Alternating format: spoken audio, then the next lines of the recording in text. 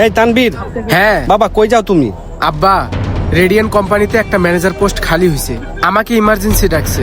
আমি এই যে আমার ফাইলপত্র নিয়ে যাচ্ছি, ওখানে একটা ইন্টারভিউ দেব। বাবা তুমি তো 2-3 মাস ধরে ইন্টারভিউ দিতেছ, কই চাকরি তো হচ্ছে না।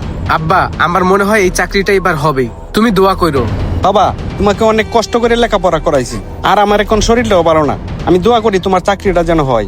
আচ্ছা আব্বা, আমার সময় নেই, আমি যাই, তুমি তাহলে বাসায় যাও। হ্যাঁ আচ্ছা ঠিক আছে।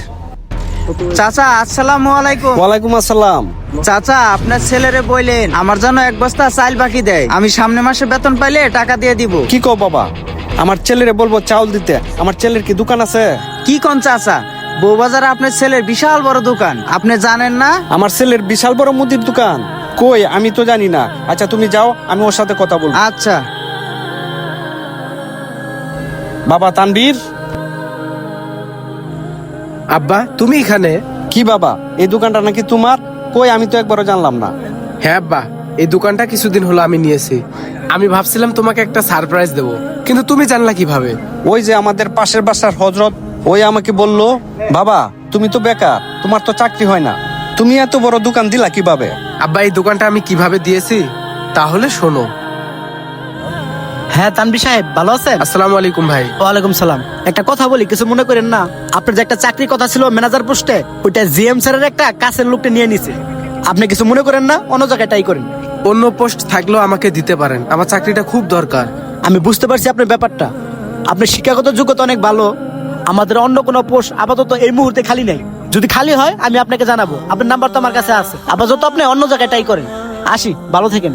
চাকরির জন্য এত জায়গায় ঘুরলাম, কিন্তু চাকরি হয় না। বুঝতে পারছি আপন লোক ছাড়া কখনো চাকরি হবে না, আমাকে অন্য কাজ করতে হবে। আমি যদি এই লেবারের কাজটা কয়েক মাস করতে পারি, মোটামুটি আমি ভালো টাকা জমাইতে পারবো। যত কষ্টই হোক আমাকে এই কাজটা করতেই হবে।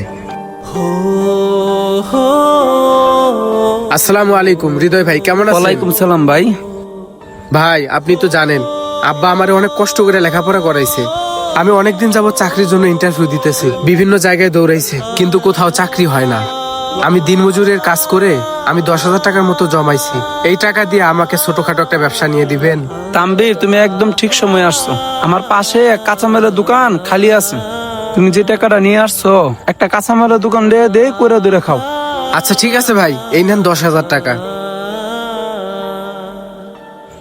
10,000 টাকা ঠিক আছে তাহলে।